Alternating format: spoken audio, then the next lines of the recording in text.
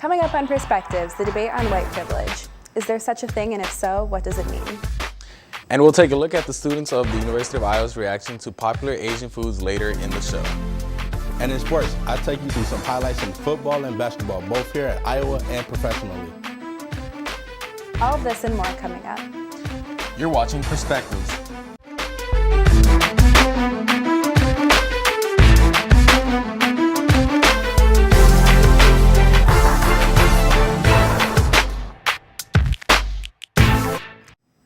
Hello and welcome. I'm Hannah Zigo.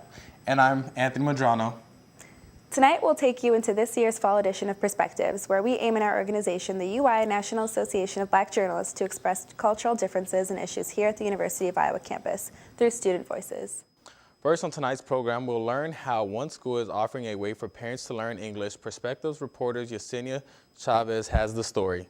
In the evening, instead of the bustling sounds of children in the hallways of Lucas Elementary, you'll hear silence.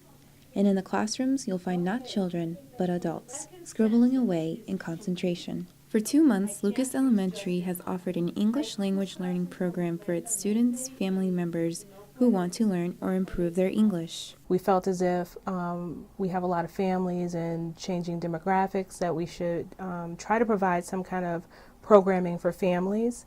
The PTO and school district fund the program, and the classes are taught by volunteers. Susan Preppershaw is one of the volunteers teaching a beginning level class.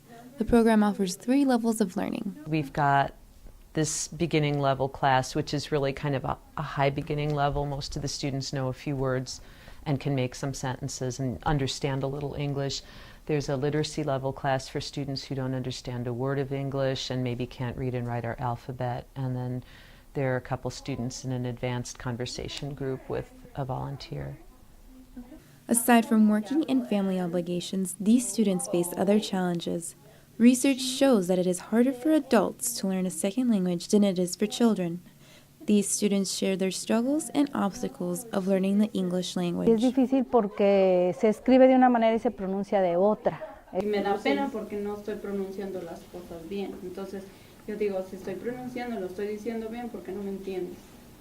Te estresas porque sales de trabajar, a veces sin comerte, vienes a la escuela, tienes hijos que atender en casa y a veces pasan muchos años que estás aquí y a veces no asistes por lo mismo, porque solo es trabajo, casa, hijos, trabajo y no hay tiempo. Despite the obstacles, with their hard work and motivation, their English has improved. The program also hopes to reach out to more families. I'm Yesenia Chavez, reporting from Iowa City, Iowa, for Perspectives. For those looking to get involved at Lucas Elementary, the schools say they are always welcome to volunteers. The countdown begins for the National Museum of African American History and Culture, which plans to open its doors next year. The museum will locate on the National Mall in Washington. However, its first exhibit is already on display. The exhibit is set to celebrate the cultural accomplishments Black people have made during African American history, with multiple performances and collections that show 150 years of African American history. The exhibit does not stop there. However, it also presents recent African American issues in our country as a goal to show that history is in the making today. Many, in fact, do believe history is being made. And here at Perspectives, we would like to take a look at racial events heard around the nation that have occurred this past year. Let's toss it over to Perspectives reporter Efe Aniro for a quick recap on the political events. Efe? Thanks, guys. Hurt and outrage are some of the words to describe the reaction to racial tensions around the country for the past couple of years. Just recently, the University of Missouri continues to fight in protest over race-related issues and threats that occur on their school campus. Protests began when many students, including the school's football team, urged their school's president, Tim Wolf, to resign due to failure to confront the racial incidents in what the students believe is a systematic operation on their campus. Wolf has been seen in a video stating that students only believe in systematic operation because they don't believe that they have the equal opportunities to succeed. Missouri students have expressed their concerns about the racial slurs and even death threats that they face on a daily basis. Here at Iowa, students gathered in support of the University of Missouri Students of Color and the issues they faced. An event named the Blackout for Mizzou was issued on the university's Panther Crest. Fight It is our duty to fight. It is our duty to win. It is our duty to win. We must love each other and support each other. We must love each other and support each other. We have nothing to lose but our chains. We have nothing to lose but our chains. It is our duty to fight. It is our duty to fight. It is our duty to win. It is our duty to win. We must love each other and support each other. We must love each other and support each other. We have nothing to lose but our chains. We have nothing to lose but our chains. Student speeches at the gathering included overcoming the racial stigma and a thrive for change. This is just one of the many racial events that have happened this year alone. In the summer of 2015, Sandra Bland, a 28-year-old black woman, was found dead in her jail cell in Texas, but by what authorities as saying was a suicide. This was after Bland was shown in a video being wrestled to the ground by State Trooper Brian Encina, causing injury to her head for failing to signal a lane change. Social media has played a huge role in allowing videos to go viral on police brutality. A video made headlines when it showed a white police officer at a South Carolina high school grabbing a black student by the neck, flipping her backwards from her desk, and dragging her across the floor for failing to put her cell phone away in class. This is following the news about the multiple unarmed black males who have lost their life in conflict with police authority. As race-related issues continue to make headlines, many protesters around the country, including here at the University of Iowa, claim this is just the beginning and change is on its way. Back to you guys at the desk. Food has always been an example of different traditions and different cultures. Let's take a look at how some Iowa City College students reacted to the foods of the Asian culture. Reporter Feng Yi Shen has the story. Hi, this is Molly at the Main Library. Today I will interview Native Americans about the taste of Chinese snacks. Let's see what they have to say. There's like a nice sweet and sour taste. Is it seaweed? A little bit salty. Is it like, is that like seeds or pumpkin seeds? Sunflower seeds maybe? It's like a cracker. It's made like a Velveeta chip or something like that. But I don't know exactly, so.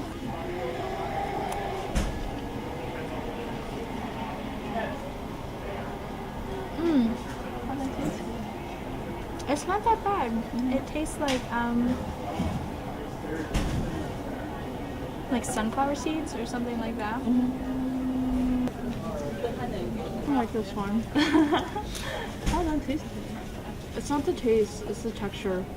It's really hard to chew. It's really hard.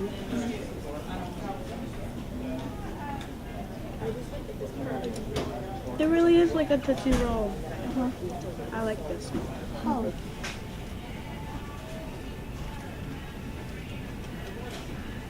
How's that tasting?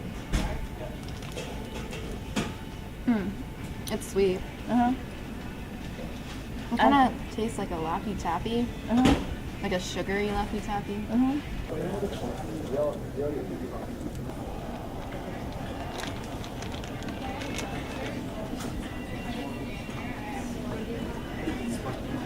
That was okay. That's quick. Spin.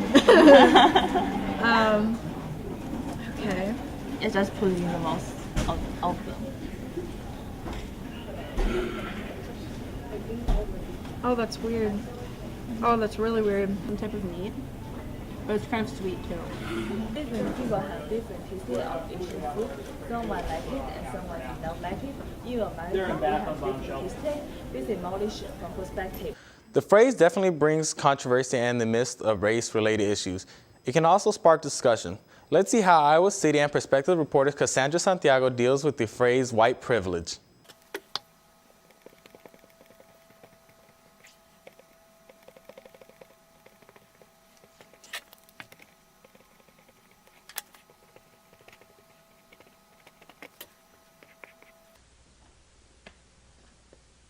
I don't have one. You don't have one? I think it doesn't make any difference. White, black, green, purple, maroon, doesn't make any difference.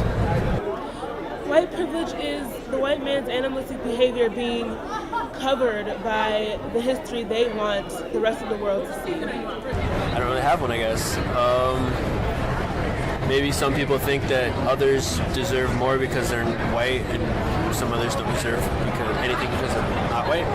White privilege is like an invisible knapsack of things that people do not recognize and use and take advantage of without realizing it.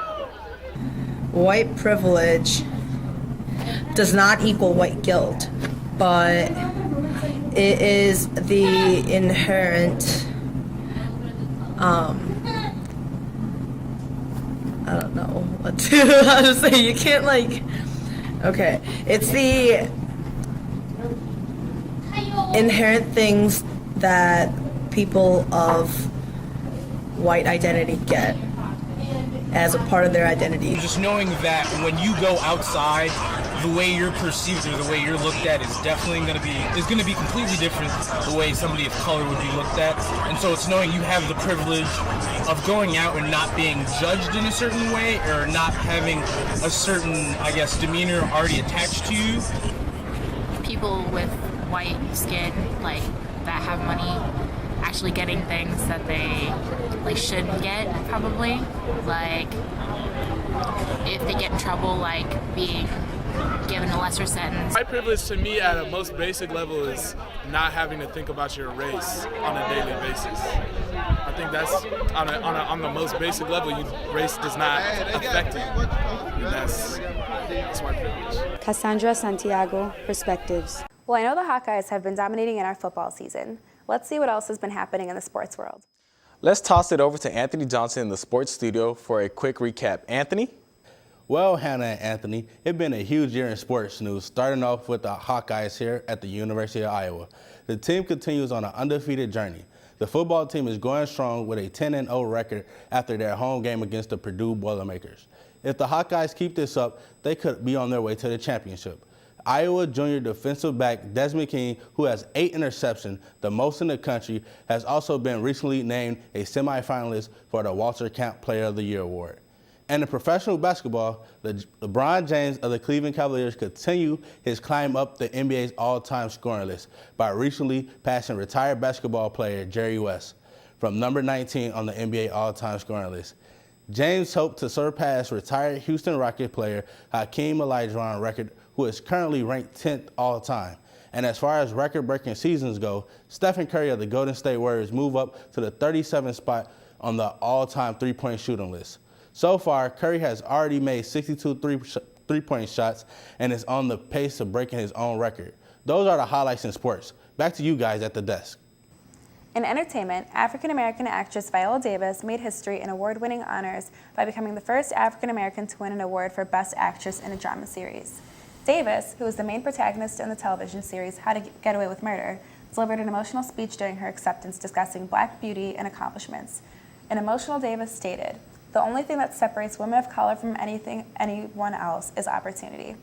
She ended her speech on a quote from Harriet Tubman about crossing the lines of success in the African-American community. It's a great show, Anthony, don't you think? I really enjoyed the show. You know, my favorite part is just waiting every week for the new episodes. I'm just like, yo, when is this gonna happen? Like, who's gonna die next? Who's gonna live? I honestly, this has me wired every time. Keeps me going. Well, that about wraps up our fall edition of Perspectives. Be sure to tune in to our spring edition for our next program to see even more stories that are always arising in culture and diversity. For more information on the National Association of Black Journalists and our Perspectives program, you can follow us on any of our social media outlets. I'm Anthony Medrano. And I'm Hannah Zigo. Thanks for joining us tonight. We hope you've learned something new.